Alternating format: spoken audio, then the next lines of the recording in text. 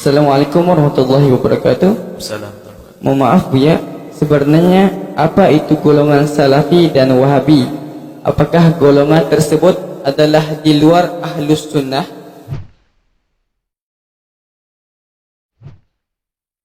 Ada masalah Salafi Wahabi, kami tidak terlalu penting dengan istilah-istilah itu.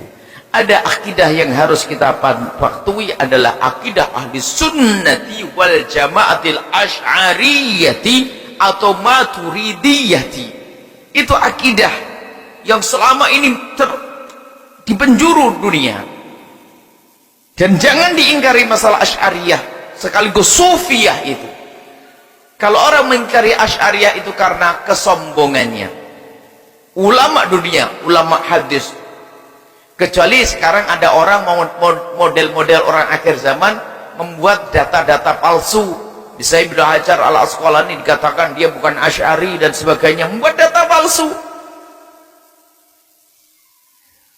Sanad ilmunya orang akhir zaman ini semua nyambung, mesti kalau tidak melewati Asy'ari, Maturidi dan Sufi. Nggak mungkin tidak. Tanyakan orang yang anti Asy'ariyah, kita ini Asy'ari.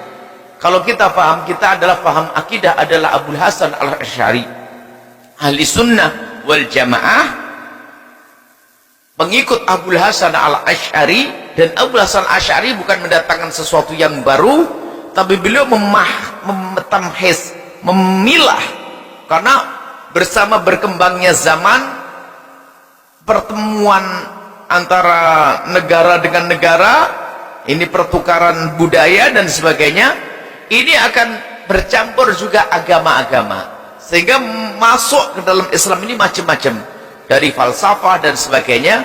Maka Abul Hasan Asy'ari memangkas, sehingga sesuatu yang asli ada benalunya, dipangkas benalunya, balik lagi asli. Itulah akidah ahli sunnati wal jamaatil asy'ariyati. Kemudian cirinya diantaranya adalah membahas tentang sifat 20, Allah wujud dan bako. Kalau anda masih menghafal ini, anda selamat Asy'ari.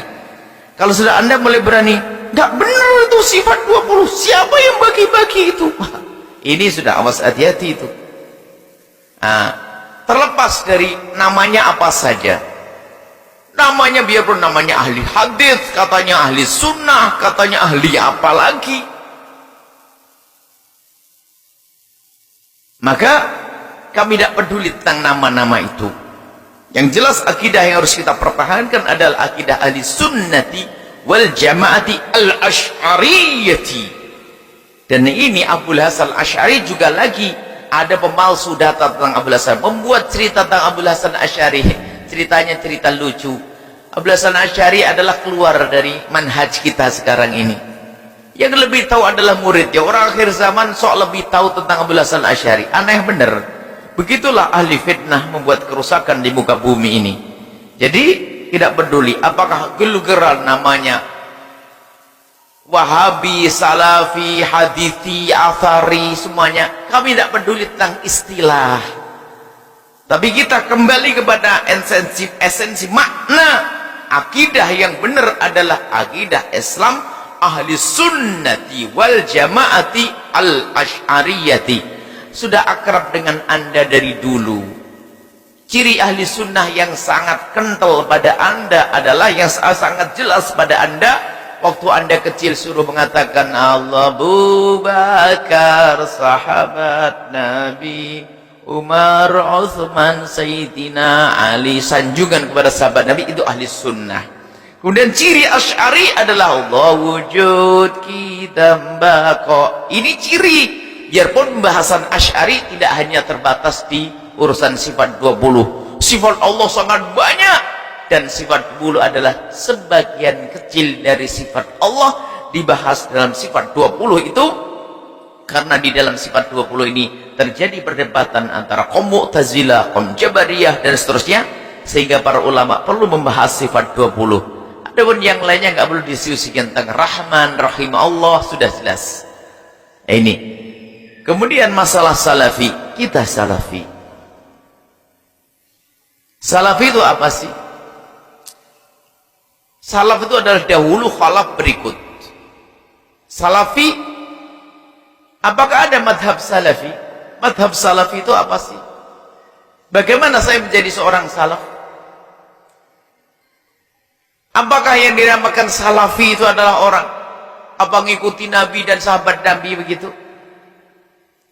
Salafi itu gini, pertanyaan, gimana ya Ustadz, saya ingin jadi salafi, kembali kepada kitab dan sunnah Nabi. Marhaba, saya mau kembali kepada kitab Al-Quran dan sunnah Nabi. Gimana caranya? Ambil Quran, ambil hadis Nabi. Mungkin saya gila dulu Ustadz, saya ini pensiun baru Iqra. Suruh kembali kitab dan sunnah Nabi. Untuk kembali kepada Al-Quran dan hadis Nabi, tentunya bagi orang yang punya ilmu. Dan untuk memahami Al-Quran dan hadis pun tidak hanya orang yang tahu bahasa Arab. Gak bisa. Orang Arab ngerti bahasa Arab, tapi tidak bisa dikatakan semuanya ulama. Orang Arab yang ngerti, di situ ada rambu-rambu, ada aturan, ada ilmu. Jadi makanya dalam bahasa lain ada manhaj, metodologi, cara untuk kembali kepada Al-Quran dan hadis Nabi, ada cara. Sekarang tanyakan kepada orang yang ngaku dirinya salafi, ya Ustadz yang katanya kamu salafi, saya ingin kembali Quran hadis, adalah manhaj yang tertulis, saya mau ikut. Bingung dia, apa ya manhajku? Manhaj itu apa sih? Cara bagaimana saya paham Quran dan hadis Nabi. Kembali bingung dia. Bicara harus pakai kitab usul fikih, harus ulumul Quran, ilmu tafsir. Yang punya ente punya itu bukan.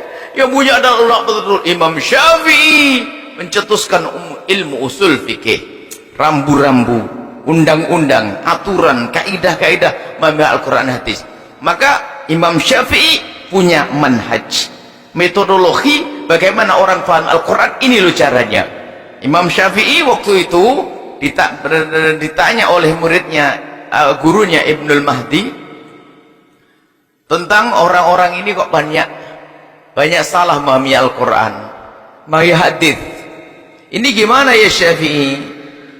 Kok orang pada nggak bener nih, saya lihat di sana nggak nafsir Quran semaunya sendiri gini-gini. Maka Imam Syafi'i menulis kaidah satu demi satu, kaidah dikirimkan kepada Ibnul Mahdi.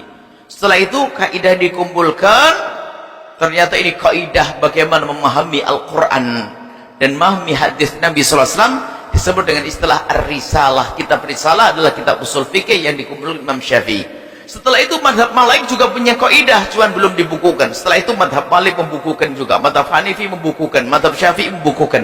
Jadi mereka ada rambu-rambu lah. Dengan dawabit rambu-rambu inilah kembali kepada Al-Quran dan hadis Nabi SAW. Maka untuk menjadi salafi adalah bermadhab. Ini saya madhab Syafi'i, maka saya salafi. Ya kita itu loh yang salafi. Yang nggak mau bermadhab, lo ikut siapa? Coba yang mengatakan tidak mau bermadhab, bagaimana engkau paham tentang am dan khos?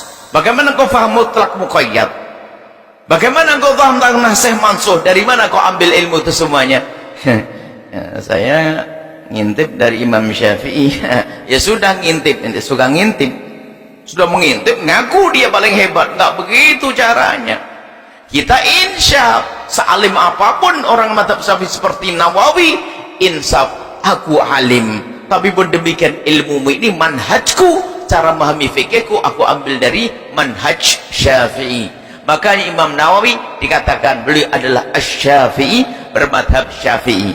Kita ngikuti ulama, guru kita ngikuti gurunya, guru kita ngikuti gurunya, dan seterusnya. Mereka ngikuti Imam Syafi'i dalam memahami Al-Quran hadis Nabi, keluarlah cetusan hukum fikih. Dan Imam Syafi'i punya dhawabit untuk memahami Al-Quran, punya rambu-rambu untuk memahami Al-Quran. Jadi kalau pengen tahu salafi, ya kita inilah salafi. Nah, tapi kok di situ ada pokoknya kalau orang ngaku salafi ya nggak bermadhab ya bukan salafi lagi. Madhab itu apanya apa? Ngikuti manhaj memahami Al-Quran hadis. Yang nggak pakai madhab Syafi'i, Hambali, Maliki, Hanafi, nggak ada manhaj dong. Terus pakai apa? Dia pakai ilmu hebat, kira-kira saja, gitu. Nggak mungkin, harus bohong kalau udah ikut Imam Syafi'i, bohong kalau udah lewat Imam Malik. Kalau kita kan diajari tawadhu, insyaf, kita intisab kepada guru, guruku siapa? Ini ngikut sampai nyambung. Ini salafi adalah orang mengikuti Al-Quran dan hadis Nabi SAW.